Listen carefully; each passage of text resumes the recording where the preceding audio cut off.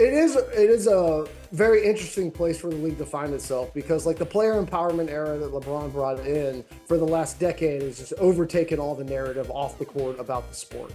And so like the foreign players don't as of yet seem to be as swept away in the player empowerment era, right? Like Jokic might play his whole career with the Nuggets. Luka might play his whole career with the Mavericks. Giannis might play his whole career with the Bucks. Like these guys haven't been forcing their way out early on in contracts or mid-level career. And so as a result, like we have guys in like that 27 to 32 range because you have the old guard that we've already discussed on its way out. Then you've got like that middle prime career, and then you've got some of the young kids. That middle prime career is dominated by foreign players.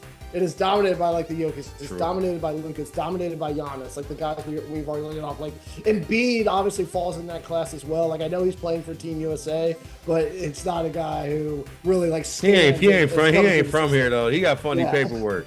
That's like when the kid take, he put his grandma's house down so we can go to that public school instead of the other public school that is actually in the neighborhood. That's what Embiid did. And you know what? Wake up, Jason Tatum and the Boston Celtics, because that's the guy who should be, if you're going to be an American in that middle range career. Well, it's about time, JT and JB. But I'll say, this has been the conversation. Is this era over, right? The era ended, honestly, with LeBron in the bubble. You know how they say the greatest trick that the devil ever pulled was convincing him he doesn't exist?